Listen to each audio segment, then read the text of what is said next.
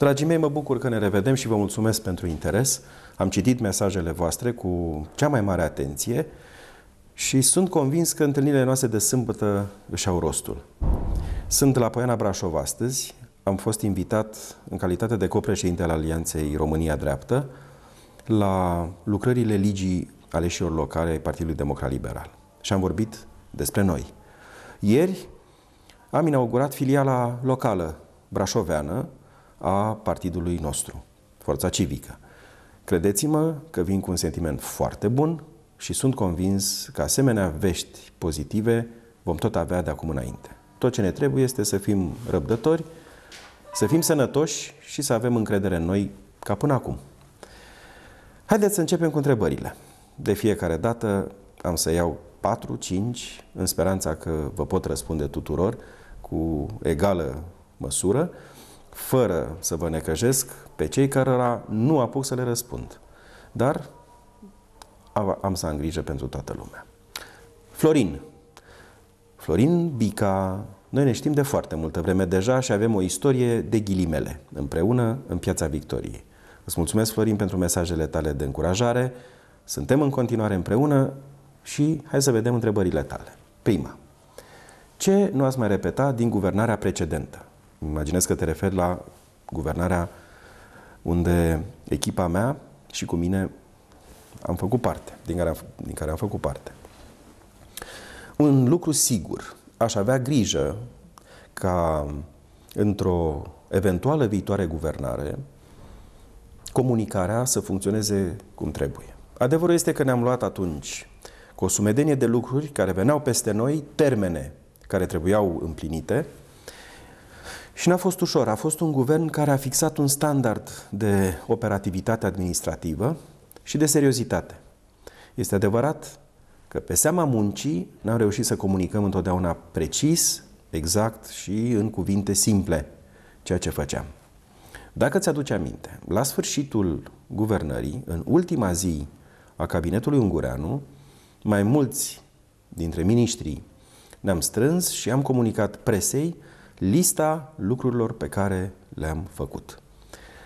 Merită să te uiți din nou peste acea intervenție, care a sunat mai mult ca o conferință academică, dar este revelatoare pentru felul în care ne-am înțeles activitatea și pentru dăruirea cu care am lucrat timp de 78 de zile.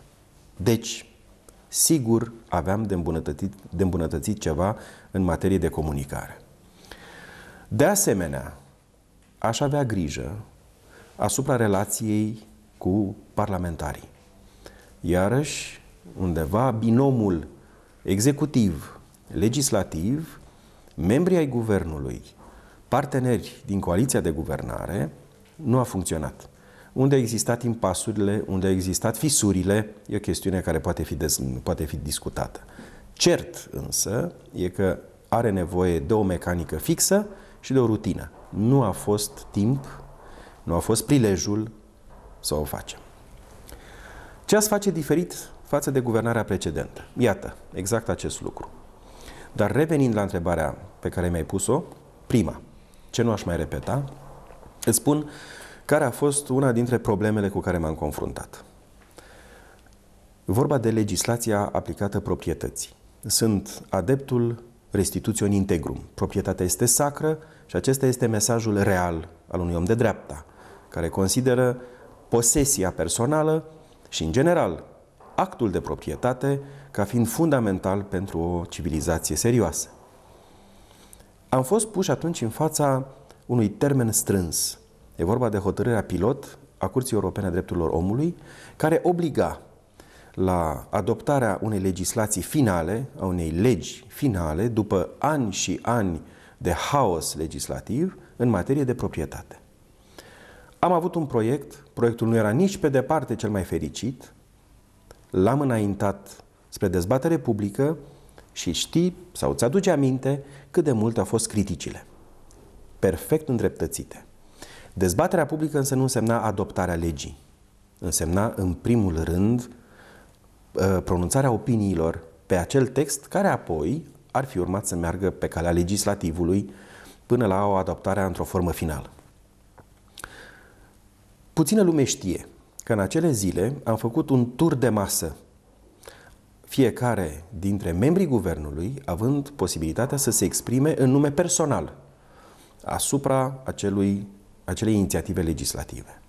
Și toți au înțeles atunci urgența necesității de a adopta un corp de lege care să rezolve odată pentru totdeauna chestiunea proprietății, a restituirii proprietăților. Îți aduce aminte totodată că în zilele premergătoare discuțiilor publice am deschis chestiunea de la problema foarte gravă al minter de la ANRP, de la Agenția Națională pentru Restituirea Proprietăților. Am avut o asemenea problemă pentru că acolo felul în care au fost puse în aplicare prevederile legale a stârnit atâta contradictorietate și atâtea supărări și atâtea procese apoi, încât restituirea ajunsese o aventură în sine. Într-o nouă guvernare ar fi fost cazul unei legi noi. Pregăteam o lege nouă, n-am mai avut însă timp să o promovăm. Și această lege nouă, căruia îi mulțumesc și acum unui bun prieten al meu, e vorba de Ionuț Popescu, această lege nouă, această propunere de lege nouă, ar fi fost mult mai adecvată așteptărilor celor care își doresc să-și recapete proprietățile. Data viitoare vom ști ce vom face. Ce ați face în plus față de guvernarea precedentă? Când ai o guvernare de doar 78 de zile, poți să faci foarte multe lucruri în plus, dacă în loc de 2 luni și jumătate guvernezi ani. Mă uit însă la ce se întâmplă astăzi. După 4 sau aproape 5 luni de zile, această guvernare nu este capabilă nici măcar să ajungă la un minim standard de guvernare pe care noi l-am propus. Când faci politică de dragul politicii, în speranța că din haos naște o ordine care să-ți convine doar ție și nu cetățenilor întregii țări, într-un asemenea impas și ajungem. Cred că se pot face foarte multe lucruri în continuare, în condițiile în care ai timp și ai susținere politică reală. Închid răspunsul în felul următor. Dacă poți, trebuie să faci. Dacă vrei, sigur poți. Aceasta va fi viitoarea noastră guvernare. Ai încredere.